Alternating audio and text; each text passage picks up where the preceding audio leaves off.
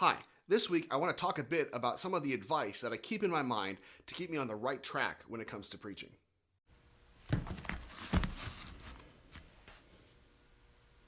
There's a temptation for any preachers and Christian leaders to lean too far in one direction or the other, at least on their less reflective days.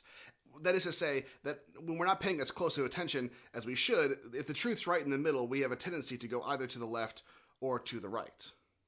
And we can see this kind of thing even in the greatest minds that the church has produced. Over the history, the church has tended to proclaim the fact that Jesus is entirely God and also entirely human, and that those two natures can neither be separated nor collapse together as if there's no distinction between them.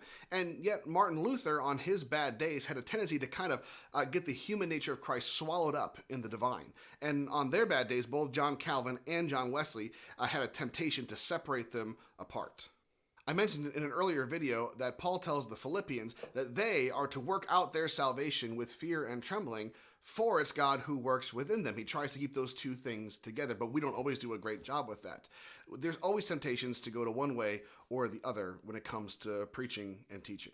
I remember one point in my early days as a pastor, I was hearing a preacher speak on the book of Romans, and they asked us, and we were mostly church leaders in attendance, if you're preaching and could anybody ever confuse what you're saying with you affirming universalism? That is to say, if someone were to misunderstand you, would they ever be able to misunderstand you as being just a little bit too free with grace?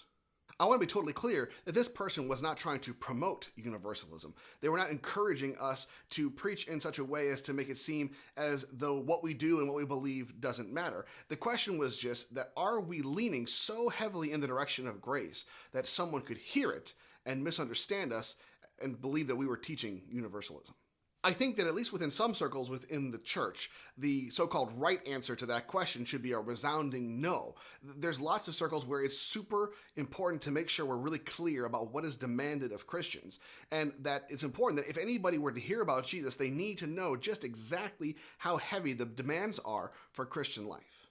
And I think, given the context in which this question was being raised, that it was meant to kind of provoke that kind of negative response in us. It was meant to make us say to ourselves, no, of course not. Everybody will know, if they hear me, that they will know that universalism is of the devil. The thing is, though, they turned it around on us because they made the argument that if we're not preaching grace so hard as to be able to be misunderstood as teaching universalism, then the one thing we're not doing is preaching grace as hard as Paul did.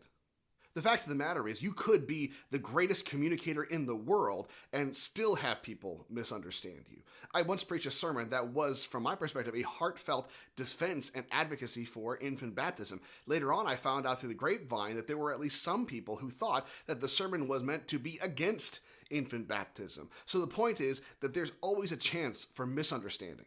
And so what I want to say is that if it's your goal to make sure you are never misunderstood by anybody, then I would encourage you to get over that as quickly as you can, because that is never going to happen. And so for the time being, let's push aside any concern about whether we are responsible for whether we are misunderstood or not, because we'll never be able to prevent it from happening. And let's also push aside for the moment the question as to whether or not someone will misunderstand us as saying just the opposite of what we're trying to say, because there's no preventing that either.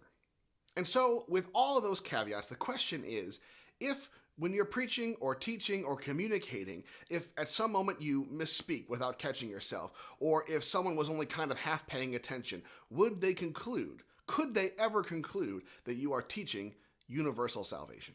Because it seems clear to me that Paul is by no means a universalist, and yet we have accounts in the Bible that make it clear that he was at least occasionally misunderstood as being exactly that. In Romans 5, Paul is making an argument about the relationship between sin and grace, and he's contrasting the sin that was brought upon us by the one act of Adam, and he's saying that grace in Christ has not just undone it, but has so far outstripped it that it kind of dwarfs it. It culminates in this language of where sin abounded, grace abounded all the more. And of course, the primary message in all of this is of good news. It doesn't matter how much you've sinned. It doesn't matter what bad things you have done. The grace of God is able to overcome it and far overcome it. And while that really is good news, it seems from what else Paul wrote that there were people out there who were hearing that and were thinking that he was describing not the grace of God, but some kind of unchangeable law of the universe, that if you input sin, you get more grace out of it, in which case it would be logical to conclude that if you want as much grace as you can get, you should sin as much as possible so you can get the much more grace in response. It seemed that Paul must have heard this objection at some point, because he includes it and his response to it in his letter to the Romans. He says, what are we to say then? Are we to continue in sin so that grace may increase? His response to that is, may it never be. How shall those of us who have died to sin continue to live in it? Essentially, he's saying that no matter how logical it may seem, in order to conclude that we should sin more to get more grace, forgets the very core of the gospel. The point, though, is that even though it is a distortion to say that Paul is teaching universalism, it was a possible misunderstanding. He includes in chapter 3 this that he says that people are slanderously saying that they were teaching we should do evil so that good may come. And so, speaking for myself, just personally, it tells me that if Paul could preach grace so hard and not worry about whether he was being misunderstood as a universalist, then maybe I should take a leaf out of his book and not be so concerned with my appearance of doctrinal purity that I play things more safely than he did. Obviously, in a perfect world, I would prefer that everybody understands me and that everybody understands the gospel. But if there's going to be a misunderstanding, I would far prefer that they misunderstand in the direction of believing that the good news really is good news for them and that grace is sufficient to overcome all of their sin than the radical opposite.